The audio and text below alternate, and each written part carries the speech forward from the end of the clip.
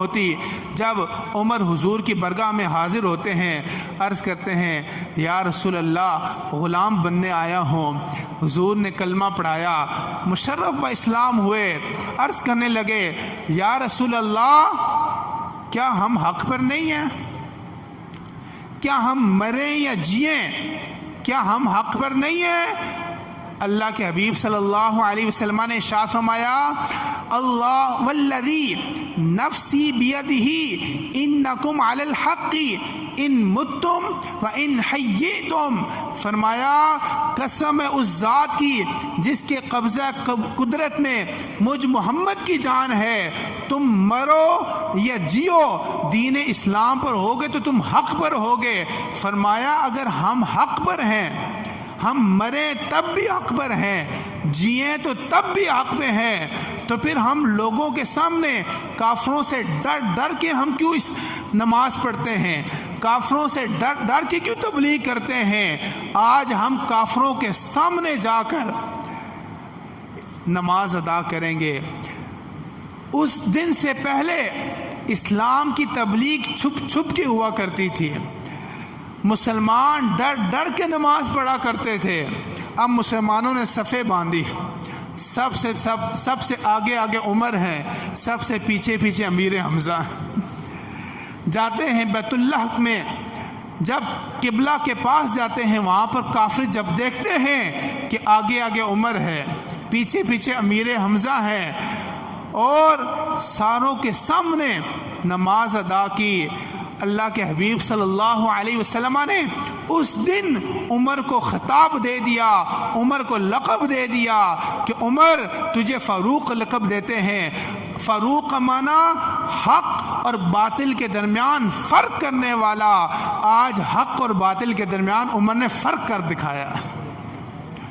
آپ کو یہ لقب، اور اعلیٰ حضرت نے اس مقام پر ارشاد فرمایا کہ اعلیٰ حضرت فرماتے ہیں فاروق حق و باطل امام الہدا، فاروق حق و باطل امام الہدا، تیغ مسلوط شدت پہ لاکھوں سلام۔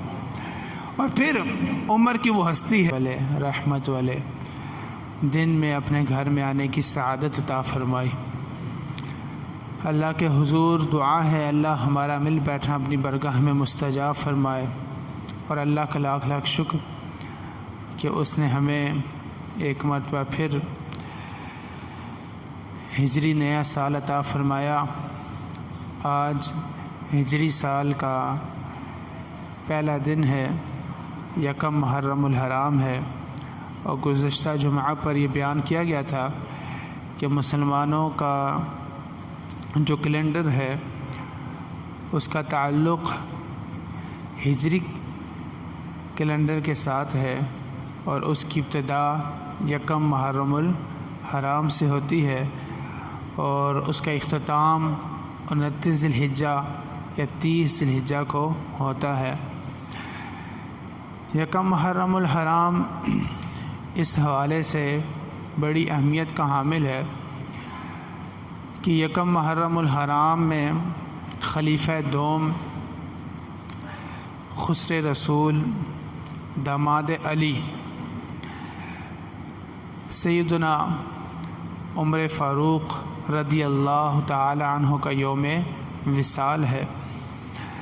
تو آج چند ایک باتیں سیدنا عمر فاروق رضی اللہ تعالی عنہ کی سیرت کے متعلق ذکر کی جائیں گی، اس نیت کے ساتھ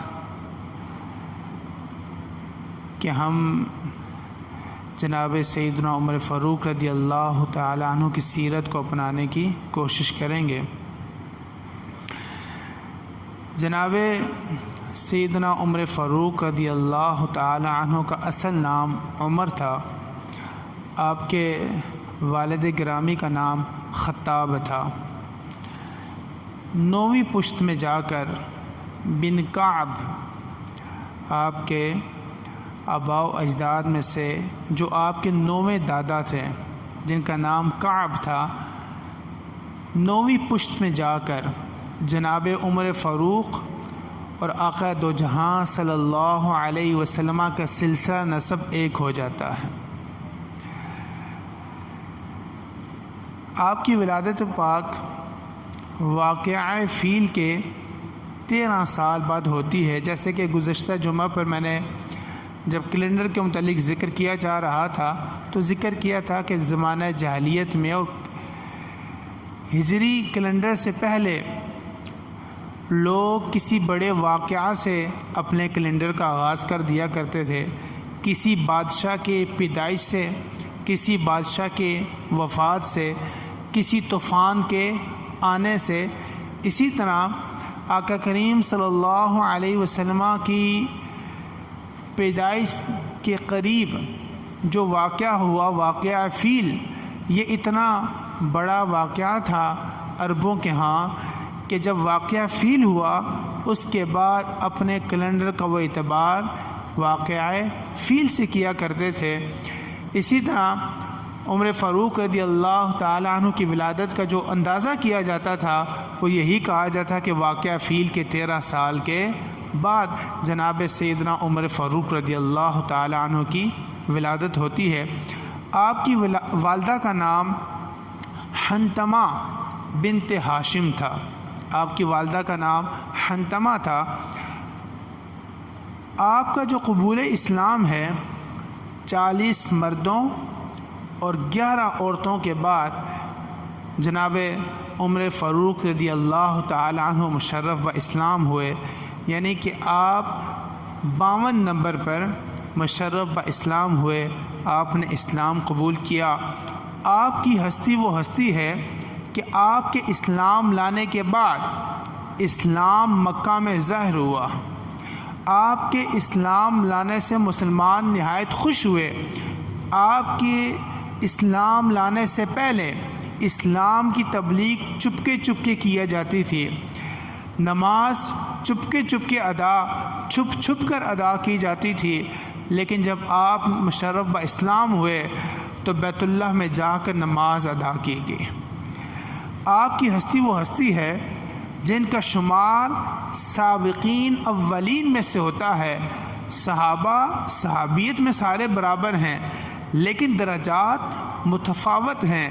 درجات کسی کے افضل ہیں، کسی کا درجہ ان سے کم ہے. درجات میں فرق ہے.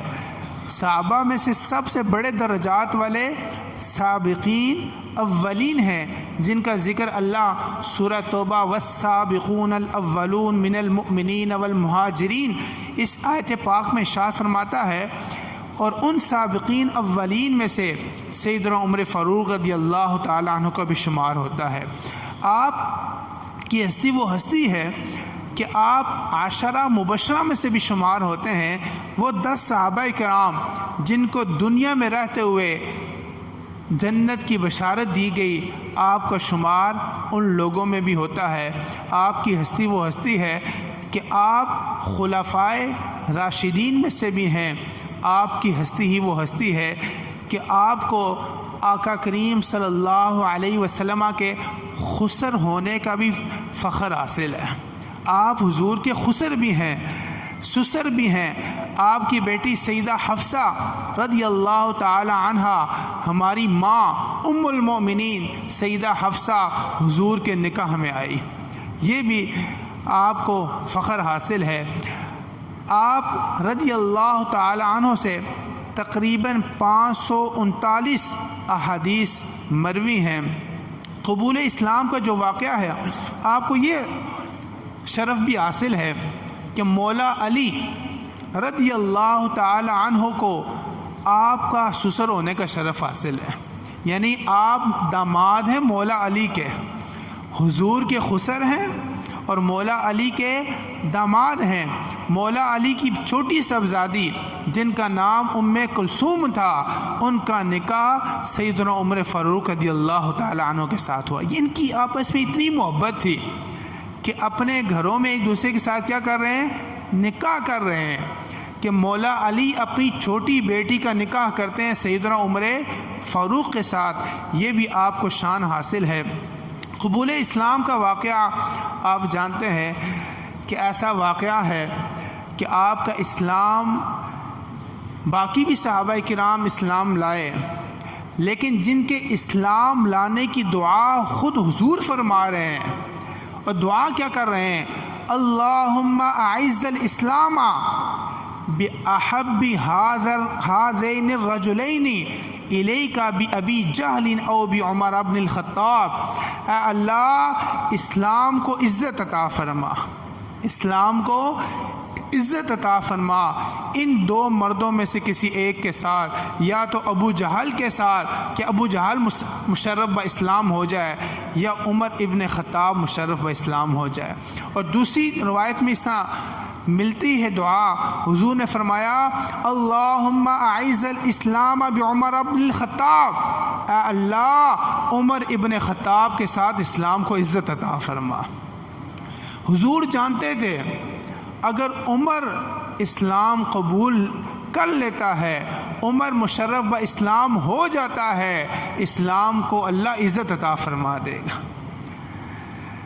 آپ کی وہ ہستی ہے، آپ ننگی تلوار لے کر چلے، اسلام کے بہت بڑے دشمن تھے، ننگی تلوار لے کر چلے کہ آج معاذ اللہ محمد کا قصہ میں تمام کر دوں گا۔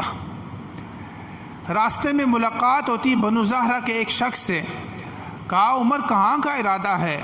کہنے لگے آج ارادہ یہ بنا ہے کہ محمد کا قصہ تمام کر دوں گا، ہمارے ہاں نیا دین لے کر آیا ہے، ہمارے لوگ ہمارا مذہب چھوڑ کر اس کے دین کو اختیار کر رہے ہیں، آج میں محمد کا کام تمام کر دوں گا۔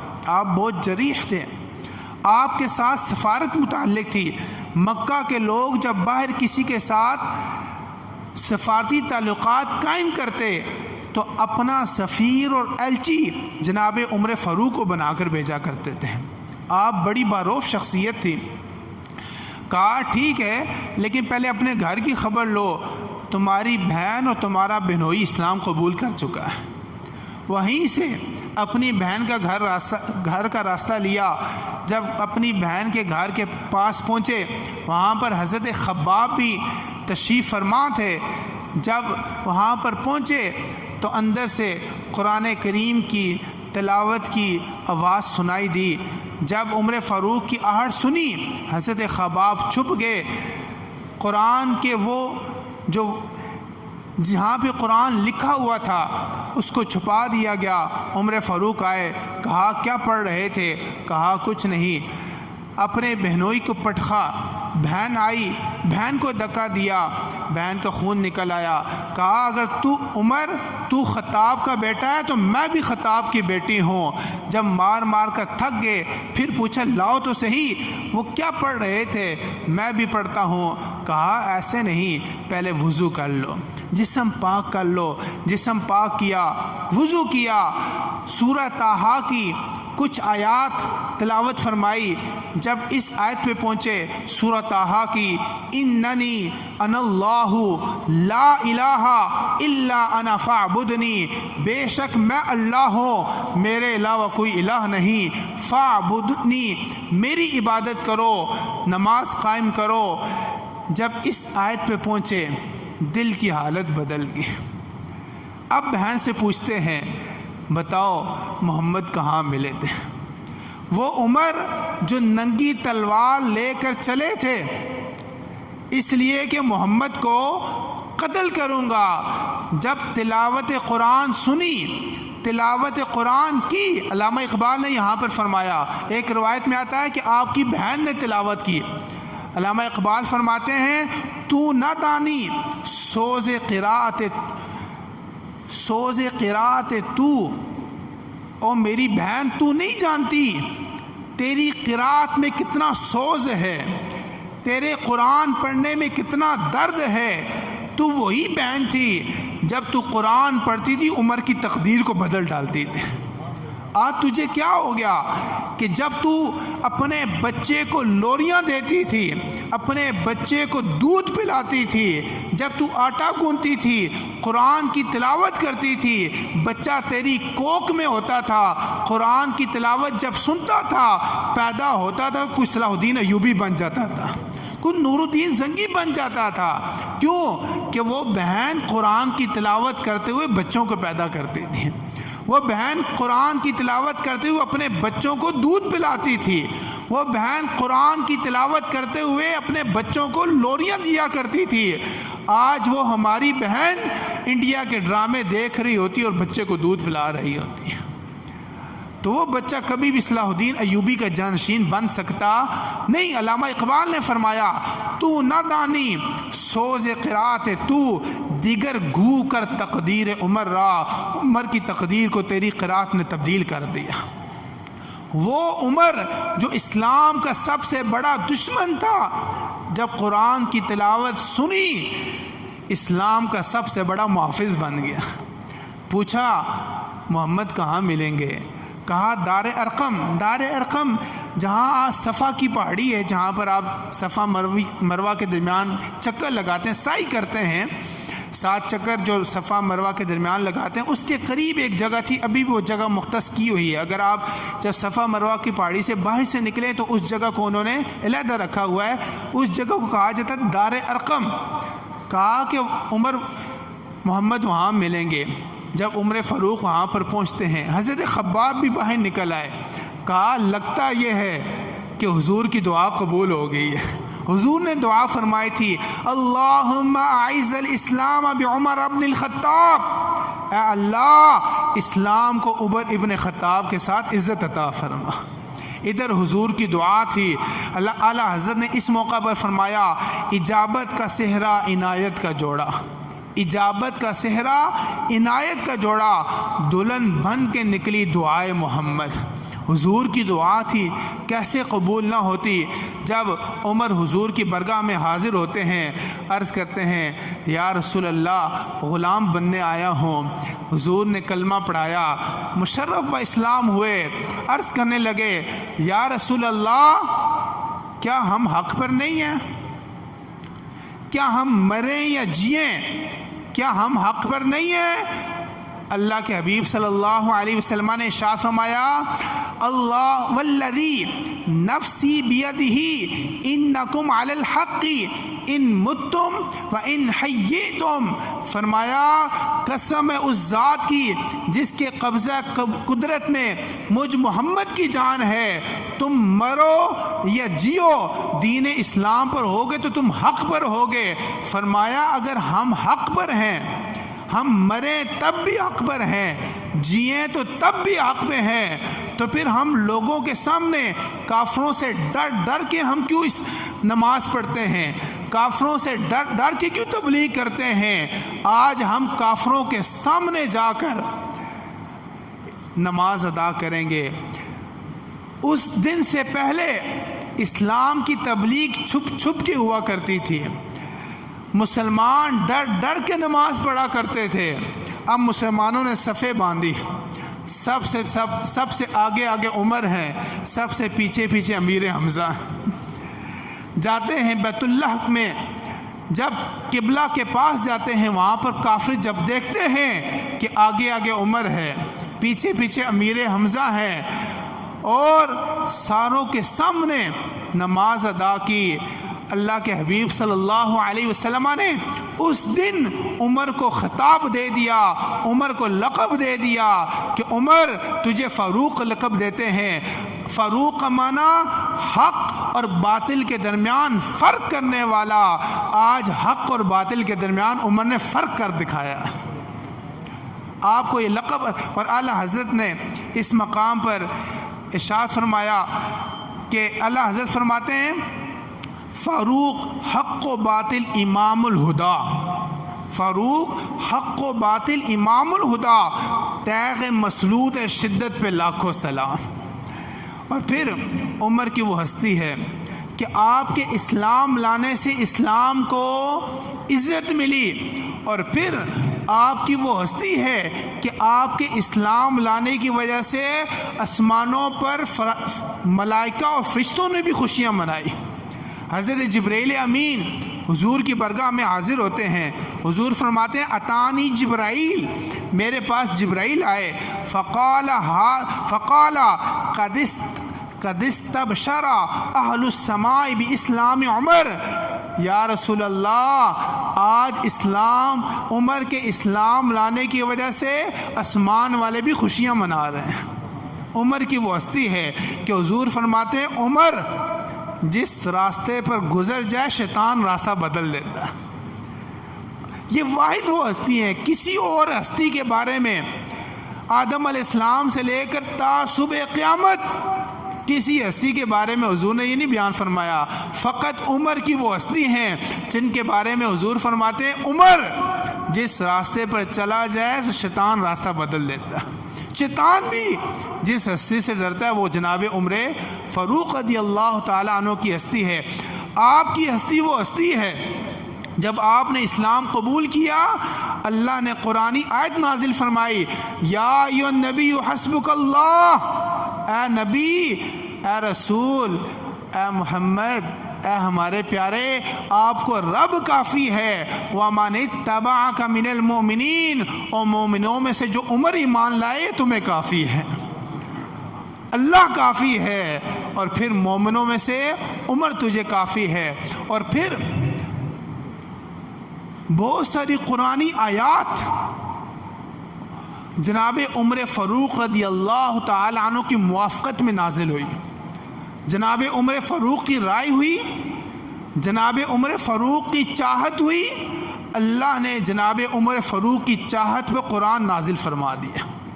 جناب عمر فاروق رضی اللہ تعالی عنہ کی چاہت تھی کہ حضور کے گھر والی عورتیں پردہ کریں، آپ کو یہ پسند نہیں تھا کہ ہر آرہ گہرہ حضور کے گھر میں داخل ہو جائے۔ اللہ نے قرآن کی آیت نازل فرما دی، یا ایھا النبی قل لازواجک وبناتک ونساء المؤمنین یدنین علیہن من جلابیبہن، اے نبی کی عورتوں، اے نبی کی بیٹیوں، اے مومنوں عورتوں، آئندہ اپنے پردے کا خیال رکھنا۔ یہ جناب عمر فاروق کی رائے تھی، اللہ نے قرآن نازل فرما دیا۔ جب غزوہ بدر کی قیدیوں کا معاملہ ہوا، 70 قیدی ہوئے کافر، رائے ہوئی، مشورہ ہوا کیا کرنا چاہیے، سیدنا صدیق اکبر کی رائے آئی فدیہ لے کر چھوڑ دینا چاہیے، دیگر آراء بھی ایسی آئی کہ فدیہ لے کر چھوڑ دینا چاہیے۔ سیدنا عمر فاروق کی رائے یہ تھی نہیں چھوڑنا چاہیے، اسلام کے دشمن ہیں، ان کو قتل کر دینا چاہیے تاکہ اسلام کی ہیبت پورے عرب میں پھیل جائے۔ لیکن مشورہ تھا، حضور نے ترجیح دی باقی صحابہ کی رائے کو اور ان سے فدیہ لے لیا گیا۔ اللہ نے قرآن نازل فرما دیا، ما کان لنبی ان یکون لہ اسری حتی یثخن فی الارض، کسی نبی کی شان کے لائق نہیں ہے کہ قیدیوں کو فدیہ لے کر چھوڑ دیا جائے۔ جناب عمر فاروق کی رائے کو اللہ نے پسند فرمایا کہ عمر فاروق کی رائے یہ تھی کہ قیدیوں کو قتل کر دیا جائے، ان کو فدیہ لے کر چھوڑا نہ جائے۔ آپ کی ہستی وہ ہستی ہے، دریائے نیل نے اپنا پانی سکھا دیا، لوگ حاضر ہو گئے۔ حضور اس سے پہلے جب دریائے نیل سوکھتا تھا، ہماری روایت یہ ہے، طریقہ یہ ہے کہ جو کسی کے ہاں اکلوتی بیٹی ہوتی تھی اس کے ماں باپ کو راضی کر کے اس کو اچھے کپڑے پہنا کر اس کو دلہن بنا کر ہم دریائے نیل میں پھینکتے تھے، دریائے نیل پھر چلنا شروع کر دیتا تھا۔ آپ نے کہا اسلام تو اس چیز کی اجازت نہیں دیتا۔ آپ نے خط لکھا، کس کے نام؟ دریائے نیل کے نام۔ عمر نے خط لکھا دریائے نیل کے نام، اور دریا اگر تو اللہ کے حکم سے چلتا تھا تو اب بھی چل۔ خط ڈالا گیا، 16 ہاتھ دریائے نیل اوپر آ گیا، اور تا صبح قیامت دریائے نیل چلتا رہے گا۔ عمر وہ ہیں، عمر وہ ہیں کہ مدینہ میں زلزلہ آیا، آپ نے اپنا عصا مارا اور کہا اے مدینہ کی سرزمین رک جا، اور تا صبح قیامت دوبارہ مدینہ کی زمین پر زلزلہ نہیں آئے گا۔ آپ کی ہستی وہ ہستی ہے، مدینہ میں بیٹھ کر ہزاروں میل دور جناب ساریہ رضی اللہ تعالی عنہ جو کافروں کے خلاف جنگ کر رہے تھے، آپ نے کہا یا ساریۃ للجبل، او ساریہ جبل کی اوہٹ میں ہو جا، جب پہاڑ کو اپنے پیچھے کر لے، ہوا کو اللہ تعالیٰ نے آپ کا تابع بنایا، آپ کی آواز کو ہزاروں میل ساریہ تک پہنچایا۔ آپ کی آواز کو سن کر جناب ساریہ اور آپ کے لشکر نے پہاڑ کو اپنی پشت پہ کیا، اللہ نے فتح عطا فرمائی۔ بعد میں راوی کہتے ہیں کہ وہ لوگ جو وہاں پر موجود تھے وہ کہتے ہیں ہمیں عمر فاروق کی آواز سنائی دی۔ عمر وہ ہستی ہے کہ جنہوں نے آج بیت المقدس یہودیوں کے قبضہ میں ہے، آپ نے صرف وہاں پر جانے کا ارادہ کیا، انہوں نے خود چابی جناب عمر فاروق کو پیش کر دی۔ آدھی دنیا کے حکمران ہیں، 23 لاکھ مربع میل زمین کے حکمران، اور زندگی کیسی ہے، ایک درخت کے نیچے اینٹ کو اپنا سنانہ بنا کر آرام فرما جاتے ہیں۔ آپ کی وسطی ہے کہ آپ کے دور خلافت میں 5000 مساجد کو تعمیر کیا گیا۔ آپ کے دور ہستی میں یہ جو آج ہمیں پولیس کا محکمہ نظر آتا ہے، اس کی ابتدا کرنے والے جناب عمر فاروق ہیں۔ یہ جو ہمیں فوجی چھاؤنیاں نظر آتی ہیں، یہ فوجیوں کے باقاعدہ دفتر ہیں اور باقاعدہ فوجوں کے نام لکھے جاتے ہیں، کون سا بندہ فوجی ہے، یہ باقاعدہ اس کی ابتدا کرنے والے بھی سیدنا عمر فاروق ہیں۔ آج پوری دنیا میں عدالتیں ہمیں نظر آتی ہیں، سب سے پہلے جلد سے جلد تاکہ ظالم کے خلاف فیصلہ ہو جائے، مظلوم کو اس کا حق مل جائے، میرٹ فیصلہ ہو جائے، سب سے پہلے عدالتوں کو قائم کرنے والی ہستی بھی جناب سیدنا عمر فاروق کی ہستی ہے۔ یہ آج ہمیں بیت المال نظر آتے ہیں، جہاں پر بیوہ مساکین یتیموں کے لیے مال جمع کیا جاتا ہے، پھر وہاں تک ان تک پہنچایا جاتا ہے۔ سب سے پہلے بیت المال کا قیام کرنے والی ہستی بھی سیدنا عمر فاروق رضی اللہ تعالیٰ عنہ کی ہستی ہے۔ آپ کی ہستی وہ ہستی ہے، دوسرے خلیفہ ہیں، حضور کے خسر ہیں، جناب مولا علی کے داماد ہیں۔ آپ کی ہستی وہ ہستی ہے جو اس وقت بھی اپنے محبوب کے ساتھ، اپنے محب کے ساتھ، اپنے سونے کے ساتھ گنبد خضرا کے سائے کے نیچے اپنے محبوب کے ساتھ تشریف فرما۔ اس سے بڑھ کر اور کیا ہو سکتا ہے؟ یکم محرم الحرام آپ کا یوم وصال ہے، 26 ذی الحجہ کو آپ پر خودکش حملہ کیا گیا۔ یہ بھی یاد رکھیں، سب سے پہلے جو خودکش حملہ ہوا وہ سیدنا عمر فاروق رضی اللہ تعالیٰ عنہ پہ ہوا۔ ابو لولو فیروز نامی یہودی تھا، اس نے ایک خنجر جو زہر سے بھونپا گیا تھا، اس خنجر کو فجر کے وقت، چونکہ کسی میں طاقت نہیں تھی کہ عمر فاروق کے سامنے آ کر عمر فاروق کا مقابلہ کر سکے، فجر کے وقت نماز کے وقت آپ کی پیٹھ پر خنجر گھونپا اور وہی خنجر اس نے اپنے سینے میں بس کر دیا۔ یہ پہلا خودکش حملہ تھا اور اسی خنجر کی وجہ سے آپ یکم محرم الحرام کو آپ کا یوم وصال ہوا۔ آج جب بھی عمر کا نام آتا ہے فوراً دماغ میں سب سے پہلے جناب عمر کا عدل آتا ہے۔ آج اگر ہم عمر فاروق رضی اللہ تعالیٰ عنہ کے عدل کی بات کریں، ویسے حکمران تو بہت سارے کہتے ہیں کہ ہم مدینہ کی ریاست بھی بنائیں گے، ہم ویسی ریاست کا قیام بھی کریں گے، لیکن ویسی ریاست کا قیام کے لیے جناب عمر فاروق جیسی سیرت کو اپنانا پڑے گا۔ اللہ کے حضور دعا ہے اللہ ہمیں سیدنا عمر فاروق رضی اللہ تعالیٰ عنہ کی سیرت جیسا اگر ہمیں حکمران عطا فرما دے تو انشاءاللہ یہ جو بیت المقدس آج یہودیوں کے قبضہ میں ہے وہ دوبارہ وہاں پر اسلام کا جھنڈا سر بلند ہوگا۔ آج جتنے بھی مسلمانوں کے معاملات ہیں سارے حل ہو جائیں گے اگر ہمیں سیدنا عمر فاروق کی سیرت جیسا حکمران ملے۔ اللہ تعالی ہمیں خود بھی اور اپنے بچوں کو بھی سیدنا عمر فاروق کی سیرت کو پڑھانے، سمجھانے اور اس پر عمل پیرا ہونے کی توفیق عطا فرمائے۔ وما علیہ الا البلاغ۔